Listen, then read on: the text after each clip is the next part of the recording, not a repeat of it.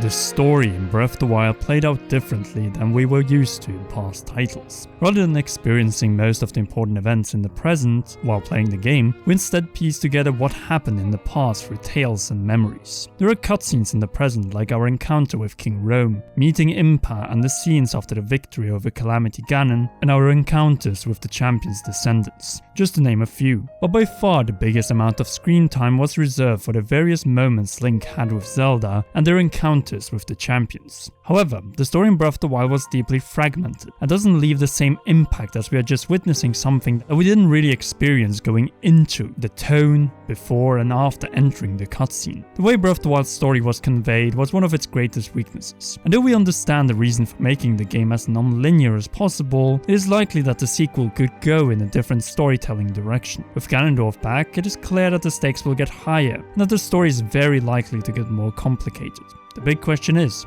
how complicated? Well, we will explore it in this video. But first, make sure to leave a like and smash that subscribe button. Why? As we are less than 2,000 subscribers away from 250,000, so let's get them. Now then, it's time to look why Ganondorf's memories might be crucial inside Breath of the Wild 2.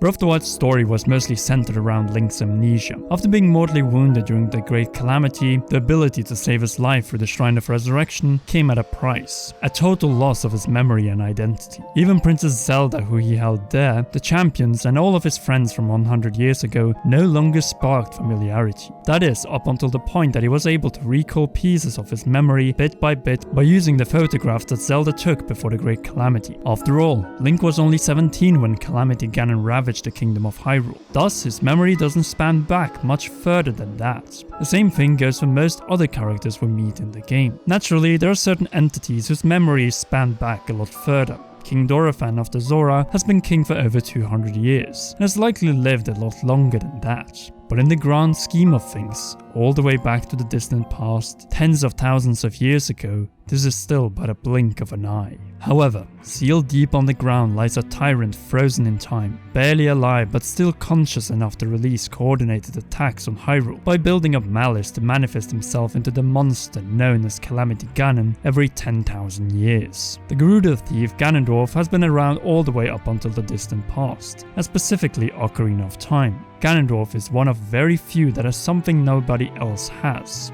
You may have seen this image of Ganondorf pop up in various videos and thumbnails, including our own. Created by Kole, linked to his ArtStation page in the description, this is a fan-made imagination of how Ganondorf could look like in Breath of the Wild 2, if he somehow manages to restore his prime shape from his current mummified form, or as some prefer to call it, rehydrates. Whether or not this will actually happen remains to be seen, but if he will stay a malice-infested corpse throughout the sequel's present, there's still another way we could see him in his Gerudo form, namely through his memories. Although Ganondorf has been sealed on the ground during the majority of the later part of Hyrule's history, it is clear that he's still been able to witness it every time he unleashed a new calamity, and with it the Eyes of Malice. We don't know exactly how many calamities he has created, since the dates don't go further than before 10,000 years ago, but the proof that Ganondorf has remained conscient all this time lies in the fact that after his defeat 10,000 years ago, with the help of the Sheikah technology, he learned from his mistake, struck back with a new strategy during his next attack by taking over the very machines that aided in his defeat 10,000 years ago, and then used them to his advantage. This ability to scheme, strategize, and learn from his previous defeat suggests an intelligence and not just a mindless beast. Even the Zelda team themselves stated that they created the various Blight Ganons and other malice-related entities to emphasize the feeling that the Eyes of Ganons were everywhere.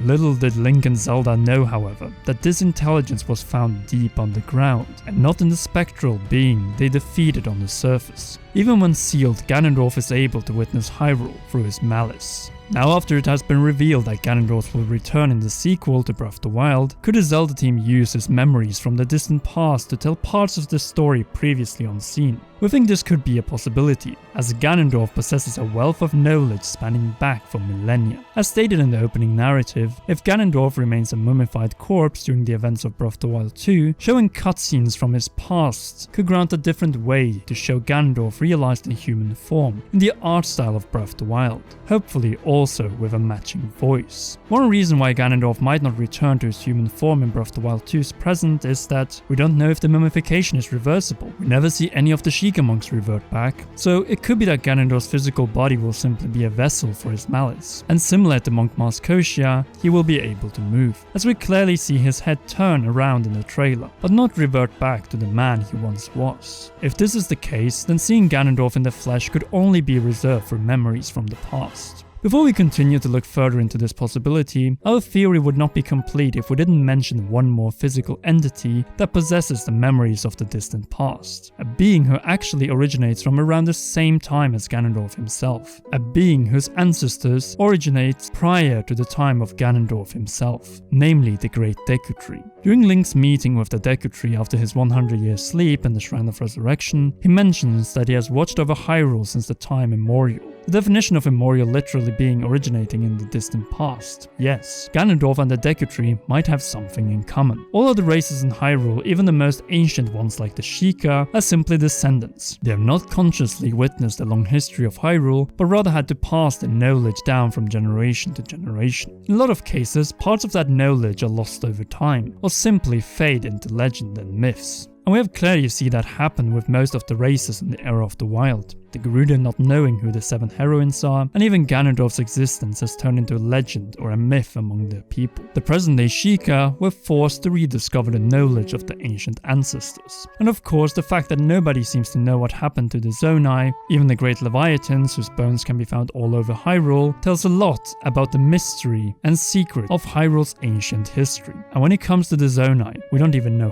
how and when they even died out. Hyrule is littered with monuments and relics both old and new, built by various different races in an attempt to preserve something from the past. But more often than not, these are slowly forgotten. Hence, the Great Deku Tree and Ganondorf could play very important roles in Breath of the Wild 2, as they have knowledge of times long forgotten. The Great Deku Tree specifically might be the one even to direct Link and Zelda on the path to Ganondorf, as he's most likely the only living being who with certainty remembers his existence. The only reason why the Deku Tree might refrain from doing so is that historically he has avoided getting involved too much in Hyrule's politics, conflicts and wars. After all, the reason for the Deku Tree's existence has always been that of protecting and watching over the spirits of the forest. Well, that and the Master Sword. He is a passive being that keeps the balance between man and nature, and as such prefers to remain mostly secluded from the rest of Hyrule. It is clear from his and the past incarnations of the Great Deku Trees that they do take the side with the Kingdom of Hyrule when it comes to the threat of Ganondorf, as Ganondorf represents everything that is destructive to Hyrule's balance and nature, and even killed the first Great Deku Tree in all of Ocarina of Time's timeline branches for simply refusing him to hand over the Kokiri Emeralds. In the era of the Wild, we can see that he has watched over the Master Sword and is clearly acquainted with Princess Zelda and Link, one of only a few that were allowed to enter the forest and are granted an audience with the Guardian of the Koroks. Together, the Great Deku Tree and Ganondorf could also retell a lot of the timeline we already know, but also tie the missing links that ties the timeline that we know with the one we find in Breath of the Wild. And that is the big potential of memories of characters that have lived since the distant past. Since Ganondorf has appeared sentient in games like Ocarina of Time, The Wind Waker, Twilight Princess, Four Swords Adventures, and even A Link to the Past. It's just that in the Downfall timeline, Ganon loses recollection of all his memories after the Oracle games. And afterwards, in A Link Between Worlds and The Legend of Zelda, he's a brainless beast.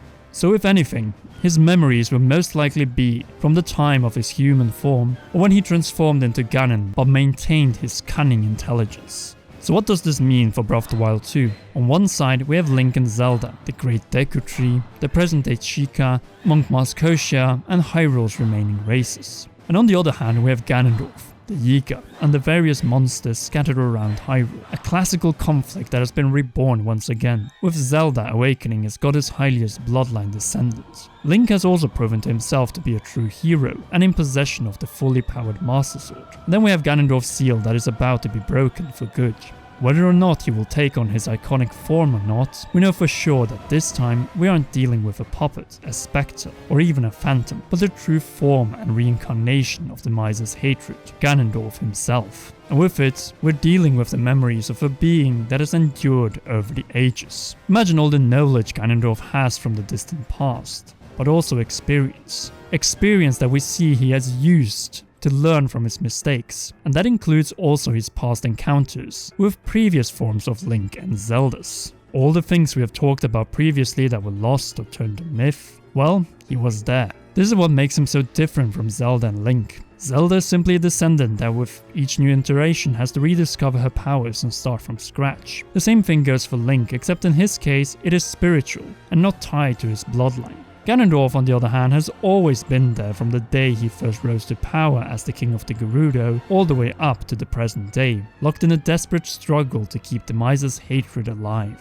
When he finally breaks free in Breath of the Wild sequel and regains full control over his physical form, his memories from past game could open the door to a wealth of new lore, and even bridge between the distant past, that is the old timeline, and the era of the wild, turning the Zelda timeline full circle. But what do you think? Will we see Ganondorf in his rehydrated form in Breath of the Wild 2, from memories from past Zelda games, or actually in game? Or will he remain a mummified, grumpy grandpa who will be retelling stories of his life from past Zelda games throughout this possible endgame? And will there be something more beyond the rage? Say, similar to how Ganondorf in the Wind Waker shared some of his past and thought process? Be sure to let us know in the comment section down below. Also, if you haven't already, click that like button, subscribe, and help us surpass 250,000 subscribers. And for more Zelda videos, also be sure to press that notification bell, and again for all notifications. Finally, a big thanks to all our great patrons, which we hope you can join on patreon.com/commonrealm or by pressing the join button here on YouTube and become a member.